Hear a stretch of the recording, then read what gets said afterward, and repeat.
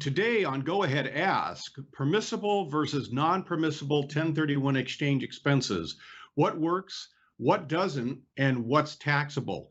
Let's unravel that on Go Ahead Ask. Building wealth in real estate? Let the Exeter Group take the mystery out of how it's done on Go Ahead Ask. Welcome to Go Ahead Ask podcast by the Exeter Group. We unravel the mysteries of investment real estate to provide investors with better quality information so that you can make better informed investment decisions. I'm Bill Exeter, your host for today's show, and the Exeter Group includes Exeter 1031 Exchange Services, which is a qualified intermediary for 1031 tax-deferred exchanges. We administer all types of exchanges in all 50 states. It also includes Exeter Trust Company, that is an IRA custodian for self-directed IRAs. Here on Go Ahead Ask, we encourage you to ask questions or raise topics you would like us to cover. So send us your questions or your topics to ask@exeterco.com or call us at 619-239-3091. Do you love Go Ahead Ask podcast? Like it, subscribe to it, or share it with your friends and family. Today on episode number 6, today's podcast is unraveling the mystery of 1031 exchanges, permissible and non-permissible 1031 exchange expenses. One of our listeners asked, I did a 1031 exchange last year, but when I went to my CPA, she said that I still had to pay a small amount of taxes because of closing costs. Why? I still do not understand her answer. We're going to unravel that mystery today. The next episode in 2 weeks will cover qualified opportunity zone investment funds, and we'll have a special expert guest on the show. So now let's unravel the mystery of permissible versus non-permissible 1031 exchange expenses.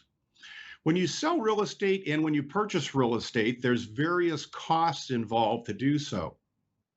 They include selling costs and they include purchase costs. They include operating expenses that are settled up or allocated during the closing process, often referred to as prorated expenses. And they also include lender-related or lender-required expenses, depending on the transaction. So there's really 3 buckets there, if you will. There's the selling and purchase expenses, the operating expenses, and the lender items. And so we have to itemize those on the settlement or closing statement.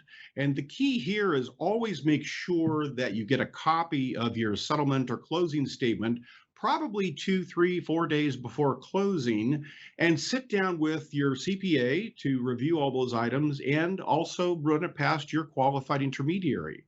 And that can help you save some tax dollars. So let's drill down a little further there. First of all, let's talk about kind of the first bucket, which are the permissible 1031 exchange expenses. And permissible 1031 exchange expenses can be paid out of your net proceeds. So you sell real estate, you sell it for a certain dollar amount, that's your gross sale price. And then from that, all these various expenses are paid. So permissible 1031 exchange expenses are permissible, are absolutely okay to pay out of the net proceeds from your sale, and do not create any kind of taxable gain or tax consequence. And so that's going to include items like your owner's title insurance policy that you're going to purchase for the buyer, escrow agent, settlement agent, closing attorney's fees. So any fees paid to an agent to close or settle the transaction. Any broker's commission, so your real estate broker or real estate agent, the commissions you pay to them are permissible. Any finder's fees that you might pay to someone is also considered a permissible 1031 exchange expense. The qualified intermediaries fees, any fees you pay such as documentary transfer taxes, recording fees, things like that are also considered routine selling expenses or routine purchase costs and are permissible. Any attorney's fees, CPA fees, or consultant's fees directly related to the selling or the purchase of the property and the settlement are permissible 1031 exchange expenses. So you can use some of your proceeds from the sale to pay for these routine selling expenses or your routine purchase expenses on your purchase side. It's critical to make sure we itemize those that are routine selling or purchase costs that are permissible, that don't create any kind of taxable gain that we didn't anticipate. This episode is sponsored by our sister company, Exeter Trust Company. Did you know that all individual retirement accounts are self-directed IRAs? It's because you choose where to put them. You choose whether to put your self-directed IRA at a bank or at a securities or brokerage firm or a life insurance company. So that makes it self-directed. But did you also know that all IRA custodians are not created equal? Most IRA custodians, like the banks, the securities firms, and the life insurance companies, limit you to publicly traded investments such as stocks and bonds and mutual funds. But some IRA custodians, like Exeter Trust Company, allow investors to invest their IRA funds in other alternative assets such as real estate. Investors can acquire real estate, mortgages, deeds of trust, or tax lien certificates inside the IRA as an investment inside the IRA. To learn more, call Exeter Trust Company at area code 307-222-8750 or visit them on the internet at exetertrustcompany.net.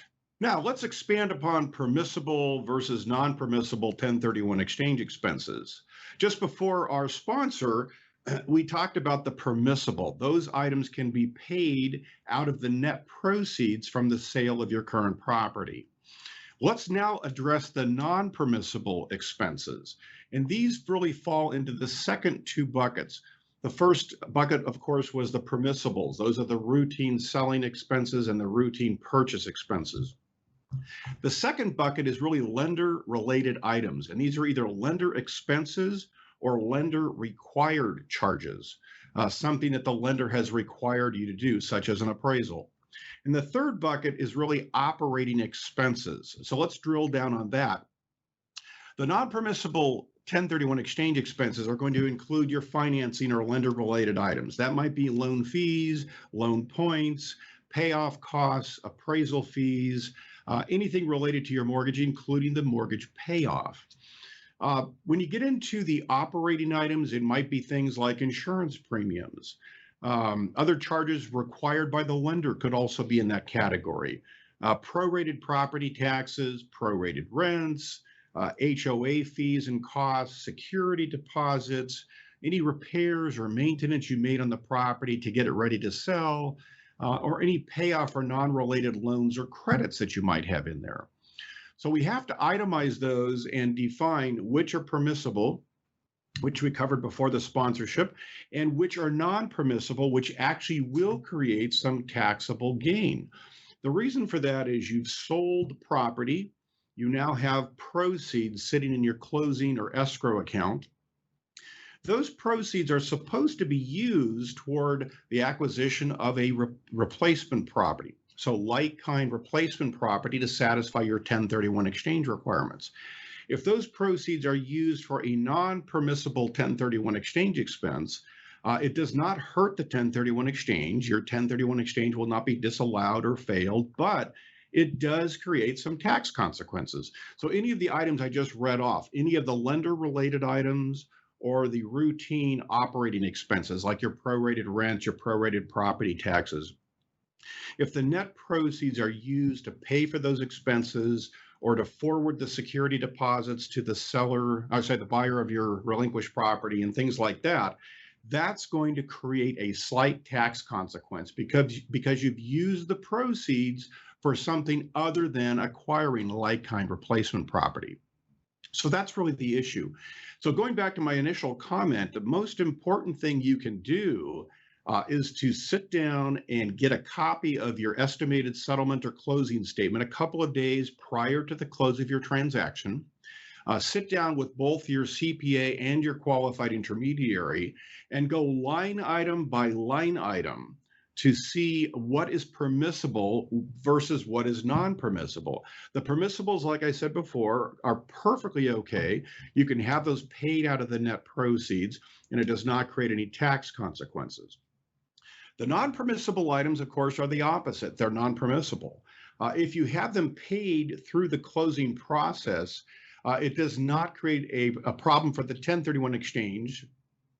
It won't be disqualified or disallowed or anything like that, but the dollar amount used to pay for those non-permissible expenses will be considered taxable boot. You effectively use the proceeds to pay for something that was not a replacement property. So if we can itemize those and make a list of all the non-permissibles, the lender-related items, and the routine operating expenses, and total that up, and usually it's a net debit that they're going to charge to you, you can absolutely allow the closing agent to pay for those and let it go, and you'll have a slight tax consequence based on that dollar amount.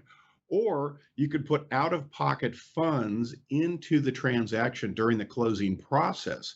And that means technically the funds used to pay for all of those costs are not proceeds from the sale.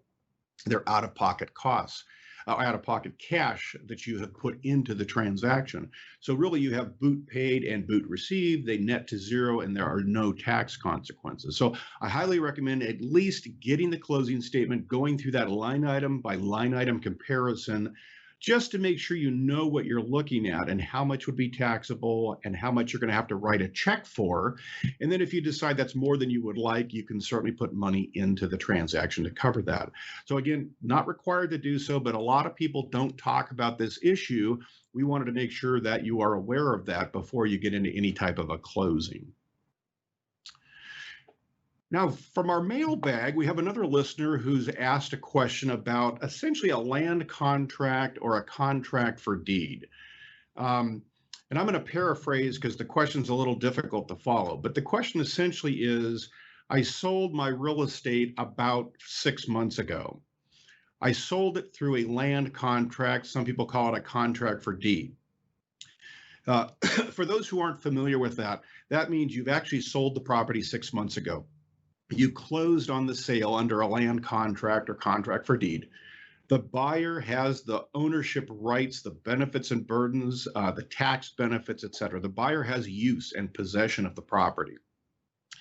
The land contract is merely a financing mechanism, which means that the seller stays on legal title to protect his or her interest.